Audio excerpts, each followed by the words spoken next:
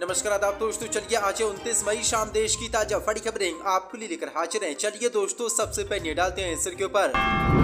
रिहा होने के बाद किसान नेता चंदूनी का ऐलान, कहा योगी और मोदी में है दम तो रोक कर दिखाएं, 4 जून को करेंगे महापंचायत, मोदी और योगी की बड़ी मुश्किलें। बीजेपी के खिलाफ महागठबंधन की तैयारी, पटना में जून में होगी विपक्षी दलों की बैठक, केंद्र से मोदी सरकार का सुपड़ा साफ करने पर बनेगी रणनीति।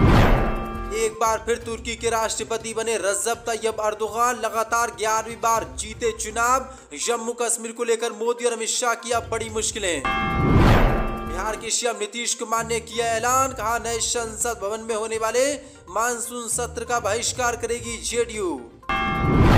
पहलवान साक्षी मलिक का मोदी पर बड़ा हमला, कहा जब हम सड़क पर पिट रहे थे प्रधानमंत्री मोदी फोटो खिंचवाने में थे व्यस्त। राहुल गांधी को मिला 3 साल के लिए पासपोर्ट, आज अमेरिका के लिए होंगे रवाना। पहलवानों के समर्थन में प्रियंका गांधी का मोदी पर तीखा हमला, बोली बीजेपी सरकार का अहंकार इतना बढ़ गया है कि हमारी खिलाड़ियों की आवाज को चप्पलों से कुचल रही है मोदी सरकार। तो दोस्तों, सभी खबरों को एक एक कर विस्तार से आपको बताने वाले, वीडियो को दिल से लाइक कर चैनल को सब्सक्राइब शुरू कर लें।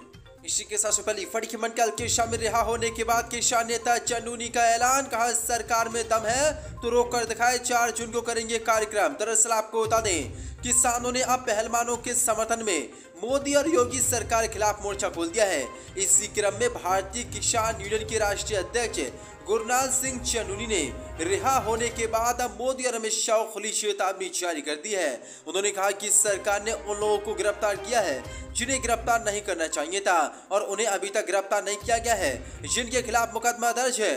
प्रदेश भर में भाजपा के पदाधिकारियों को पुलिस ने घरों से उठाकर गिरफ्तार किया। उन्होंने योगी और मोदी सरकार को चेतावनी देते हुए कहा कि 4 जून को जिला सोनीपत के गांव मुरलाना में कार्यक्रम, खिलाड़ियों और पूर्व राज्यपाल सत्यपाल मलिक को सम्मानित किया जाएगा। इसके लिए किसान पूरी तैयारी से निकलेंगे। अगर योगी और मोदी में दम है तो वह उन्हें रोक कर दिखाएं। जो बड़ी अपडेट है इसके साथ बड़ी की मंडल के बीजेपी के खिलाफ महागठबंधन की तैयारी, पटना में जून में होगी विपक्षी दलों की बैठक, केंद्र से मोदी सरकार का सफाया करने पर बनेगी रणनीति, मोदी सरकार की बड़ी मुश्किलें। दरअसल आपको बता दें, बिहार की राजधानी पटना में विपक्षी दलों की बैठक होने वाली है। ये बैठक 12 जून को होगी। बताया जा रहा है कि इसको लेकर बिहार की सत्ताधारी नीतीश सरकार ने भीतर खाने तैयारी शुरू कर दी है। इस बैठक में बीजेपी के खिलाफ कई रणनीति तैयार की जाएगी ताकि आगामी लोकसभा चुनाव में बीजेपी का केंद्र से सफाया किया जा सके।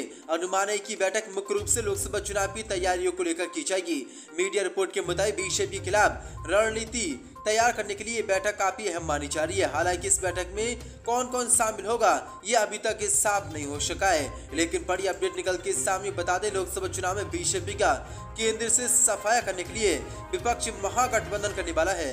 विपक्ष ने ठान रखा है कि किसी तरह बीजेपी का केंद्र से सफाया किया जाए। जो बड़ी अपडेट है, जिसके बाद मोदी और अमित शाह की अब इस बैठक से पहले नींदें हराम हो गई हैं। इसी के साथ बड़ी की मंडल के सामने एक बार फिर तुर्की के राष्ट्रपति बने रजब तैयब अर्दोगान, मोदी सरकार को बड़ा झटका। दरअसल आपको बता दें, रजब तैयब अर्दोगान ने तुर्की का राष्ट्रपति चुनाव जीत लिया है। उन्होंने अब तक लगातार 11वीं बार चुनाव जीता है। लंबे समय से सत्ता पर काबिज रजब तैयब अर्दोगान को विपक्षी नेता कमाल कैलिक दारगुलगू से कई टक्कर मिली। राष्ट्रपति चुनाव के लिए पहले चरण का मतदान 14 मई को हुआ था, जिसमें किसी भी उम्मीदवार को 50% से ज्यादा वोट हासिल नहीं हुए थे। अब 28 मई को हुए रन ऑफ दौर में एर्दोगान ने बाजी मान ली है। एर्दोगान ने कुल 97% वोट में से 52.1% और कमाल ने 47.9% वोट हासिल किए और एक बार फिर से रजब तैयब अर्दोगान राष्ट्रपति तुर्की के 11वीं बार बनने जा रहे हैं, जो कि मोदी सरकार के लिए बहुत बड़ा झटका है, क्योंकि तुर्की के राष्ट्रपति रजब तैयब अर्दोगान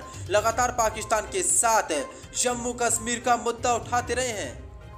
इसी के साथ बड़ी की मंडल के नीतीश कुमार के सांसद ने किया ऐलान, कहा नए संसद भवन में होने वाले मानसून सत्र का बहिष्कार करेगी जेडीयू, मोदी सरकार की बड़ी मुश्किलें। दरअसल आपको बता दें, नए संसद भवन के उद्घाटन को लेकर जारी घमासान के बीच जेडीयू की तरफ से बड़ा ऐलान किया गया है। जेडीयू ने कहा कि इस बार का मानसून सत्र अगर नए संसद भवन में होता है तो जेडीयू जेडीयू के सभी सांसद इसका बहिष्कार करेंगे। जेडीयू सांसद कौशलेंद्र कुमार ने कहा कि उनकी पार्टी के नेता और मुख्यमंत्री नीतीश कुमार अगर ये निर्देश देते हैं कि संसद का मानसून सत्र यदि नए संसद भवन में होता है तो उसमें शामिल नहीं होना है, तो कोई भी जेडीयू सांसद मानसून सत्र में हिस्सा नहीं लेगा। उन्होंने कहा कि नया संसद भवन जाने लायक नहीं है, इसकी अभी जरूरत नहीं थी। जो सब बड़ी अपडेट निकल के सामने मानसून सत्र का जेडीयू ने बहिष्कार करने का ऐलान कर दिया, जो कि मोदी सरकार के लिए झटका है। इसी के साथ बड़ी की मटकाल के पहलवान साक्षी मलिक का मोदी पर बड़ा हमला। कहा जब हम सड़क पर पिट रहे थे प्रधानमंत्री फोटो खिंचवाने में थे व्यस्त। दरअसल आपको बता दें ओलंपियन पहलवानों बजरंग पुनिया, साक्षी मलिक और विनेश फोगाट को दिल्ली पुलिस ने रविवार की सुबह हिरासत में लिया। इसके बाद पुलिस ने उन्हें शहर के 3 अलग अलग स्थानों पर ले गई। दिल्ली पुलिस ने इन प्रदर्शनकारी पहलवानों को उस समय हिरासत में लिया जब वे जंतर मंतर से नए संसद भवन की ओर मार्च करने का प्रयास कर रहे थे। साक्षी मलिक ने IANS से खास बातचीत में कहा कि उन्हें उत्तर दिल्ली के बुरानी इलाके में ले जाया गया और उनकी मेडिकल जांच की गई। साक्षी मलिक ने कहा कि मुझे बुरानी ले जाया गया, मेरा अन्य पहलवानों से संपर्क करना मुश्किल था। उम्मीद है कि सभी ठीक होंगे। हम यहां से जंतर मंतर जाएंगे और न्याय मिलने तक लड़ाई रखेंगे। उन्होंने कहा कि जब हम पिट रहे थे पुलिस हमको मार रही थी और मोदी फोटो खिंचवाने व्यस्त थे। साक्षी मलिक ने कहा कि आज हमारे साथ जो हुआ है वह सभी ने देखा, कोई भी इसे कभी नहीं भूलेगा। जब हम लड़कियों को दिल्ली में सड़क पर पीटा और घसीटा जा रहा था तब हमारे प्रधानमंत्री मोदी जी फोटो खिंचवाने में व्यस्त थे। जो राहुल गांधी को मिला 3 साल के लिए पासपोर्ट, आज अमेरिका के लिए होंगे रवाना। दरअसल आपको बता दें कांग्रेस की नेता वायनाड से पूर्व सांसद राहुल गांधी को 3 साल के लिए नया पासपोर्ट मिल गया। दरअसल दिल्ली की एक अदालत से शुक्रवार को अनापत्ति प्रमाण पत्र दे दिया था, जिसके 2 दिन बाद नया पासपोर्ट जारी हो गया है। अब राहुल गांधी आज अमेरिका के लिए रवाना होंगे। कांग्रेस नेता को शॉर्ट टाइम पासपोर्ट दिया गया है, जबकि सामान्य पासपोर्ट की 10 साल की अवधि होती है। ये फैसला बीजेपी नेता सुब्रमण्यम स्वामी की आपत्ति के बाद लिया गया। अमेरिका की यात्रा करने से पहले राहुल गांधी ने अपने राजनयिक पासपोर्ट को सरेंडर कर दिया था। इसके बाद मामला कोर्ट में पहुंचा। कोर्ट ने फैसला सुनाया कि उन्हें 3 साल की अवधि के लिए पासपोर्ट जारी किया जाए। हालांकि कोर्ट में सुब्रमण्यम स्वामी ने 3 साल के पासपोर्ट आवेदन का विरोध किया था। स्वामी का जोर इस बात को लेकर था कि राहुल गांधी को सिर्फ 1 साल का पासपोर्ट दिया जाना चाहिए, इसके बाद हर रिन्यू किया जाना चाहिए। लेकिन कोर्ट ने इस बात को नहीं माना और राहुल गांधी को 3 साल के लिए पासपोर्ट दे दिया है। अब राहुल गांधी आज अमेरिका के लिए रवाना होंगे। पहलवानों के समर्थन में प्रियंका गांधी का भाजपा पर जोरदार हमला। बोली बीजेपी सरकार का अहंकार इतना बढ़ गया है कि हमारी पहलवानों की आवाज को बूटे तले रौंद रही है भाजपा। दरअसल आपको बता दें दिल्ली के जंतर मंतर से नए संसद के सामने महापंचायत करने जा रहे पहलवानों को पुलिस ने रविवार को गिरफ्तार कर लिया। इसके बाद पहलवान और पुलिस के बीच तीखी नोकझोंक हुई। पहलवानों को हिरासत में लिए जाने के बाद कांग्रेस महासचिव प्रियंका गांधी ने मोदी सरकार पर हमला बोला है। प्रियंका गांधी ने कहा कि देश के खिलाड़ियों को देश का मान बताया। उन्होंने कहा कि खिलाड़ियों की छाती पर लगे मेडल हमारे देश की शान होते हैं। उन मेडलों से खिलाड़ियों की मेहनत से देश का मान बढ़ता है। बीजेपी सरकार का अहंकार इतना बढ़ गया है कि सरकार हमारी महिला खिलाड़ियों की आवाजों को निर्ममता के साथ बूटों तले रौंद रही है। महासचिव ने कहा कि ये एक कदम गलत है।